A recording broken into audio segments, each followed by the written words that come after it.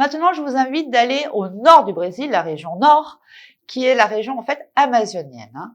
C'est notre plus grande région et c'est celle la moins peuplée. Alors, la partie la plus visitée se trouve quand même en plein milieu de ce lieu qui est Manaus. Manaus est la porte d'entrée pour vous rendre ensuite dans la forêt. Généralement, je suggère toujours de rester une nuit à Manaus parce que Manaus a quand même une histoire impressionnante puisque sa richesse est venue du caoutchouc. Donc, vous aurez l'occasion de percevoir tout ce que ça a été apporté, tout ce que le caoutchouc a pu apporter dans cette région et les richesses que le caoutchouc a donné. Bien sûr, en Amazonie, la meilleure façon de vivre cette expérience est de séjourner dans un lodge.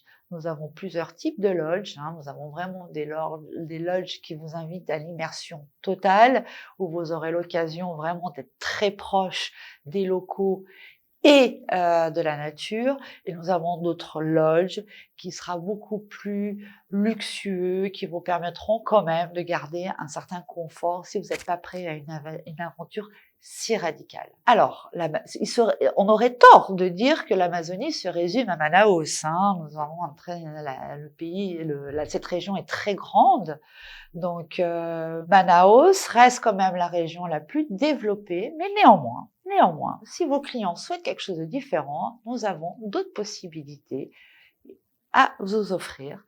Une région que j'aime beaucoup aussi, c'est la région de Belém, que j'appelle l'Amazonie un peu plus avec d'influence maritime, puisqu'elle se trouve sur la côte.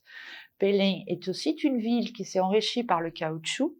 Et autour de Belém, nous trouvons l'île de Marajó, qui est la plus grande île fluviale au monde, qui est à l'embouchure du fleuve Amazonie, qui vous aurez du paysage extraordinaire, avec une culture précolombienne aussi très forte, qui est la culture majaolense. Et à côté de Belém, nous avons un autre lieu que j'aime beaucoup, que j'aimerais vraiment vous présenter, qui s'appelle Alter do Chão. Alter do Chão, nous l'appelons tout simplement notre Caraïbe amazonienne. Pourquoi? Parce que ce sont des fleuves transparents avec des plages fluviales et une forêt exubérante. Donc, c'est une autre Amazonie que nous vous présentons. Effectivement, selon les lieux où vous êtes en Amazonie, les écosystèmes peuvent changer puisque nous avons des lieux à de très haute altitude en Amazonie, comme des lieux vraiment proches de la mer. Donc, il a une influence et nous voyons des Amazonies différentes. Un séjour en Amazonie pour un lodge est toujours recommandé un minimum de 3 nuits. Il faut penser que le temps